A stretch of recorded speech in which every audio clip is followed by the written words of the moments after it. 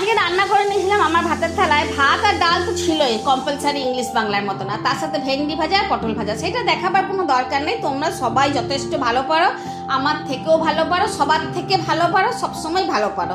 তাহলে এবারে রয়ে গেল যেটা আমি স্পেশাল করেছিলাম আমার রান্নার থালার আজকে শো স্টপার, সেটা হলো আমের ঝোলের ওপরে ডিম ভাপা আর আম পুদিনা কাঁচা লঙ্কা বাটা দিয়ে বাটা মাছের বেশ মুচমুচে ভাজা, মানে ঝোল করে নি, আমের ঝোল করে নি, একদম মুচমুচে ভাজা, একদম তুমি চিলি ফিশও বলতে পারো বাটা মাছের।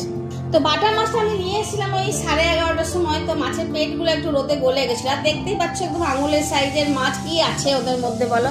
বাঁচতে বাঁচতে মা বললো মনে হচ্ছে রে একটু তেতো হবে, আর নিয়েও এসেছিলাম 250, কেননা ছোট মাছ দেখলে সবার মাথাটা একটু গরম হয়ে যায়, মাথা আর ঠিক রাখতে পারে না।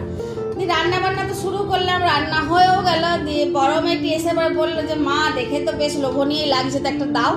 বিশ্বাস করো অন্য সময় যদিও মুখ সিটকে খায় তো মাথাটা বাদ দিয়ে দেয়, আজকে মাথাটাও পর্যন্ত বাদ দিল না, মাথা লেজ গা সব একদম খেয়ে শেষ।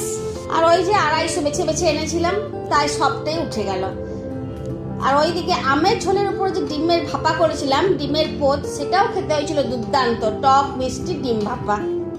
তোমরা চাইলে এই দুটি রান্না কিন্তু অবশ্যই করতে পারো, একদম বিনা ঝঞ্ঝাটের রান্না, খেতেও দুর্দান্ত লাগবে এই গরমের দিনে। এই দেখো তোমাদের সাথে এবার নতুন দি কথা বলার জন্য একদম পেটটা ফুলে উঠেছে। নতুন দি কি বলবে বলে নাও।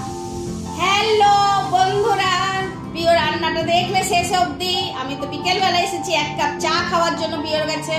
তো কেমন হয়েছে বলো মাছের টকটা?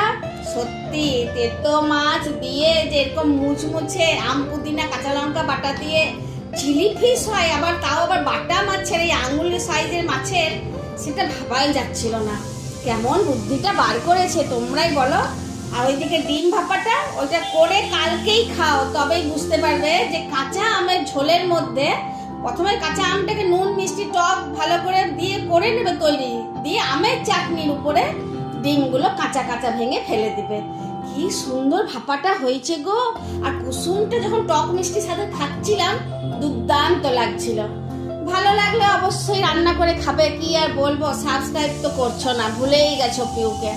ঠিক আছে, এই পিউ কিছু বলবি না? তুমি শেষ করো ভিডিওটা।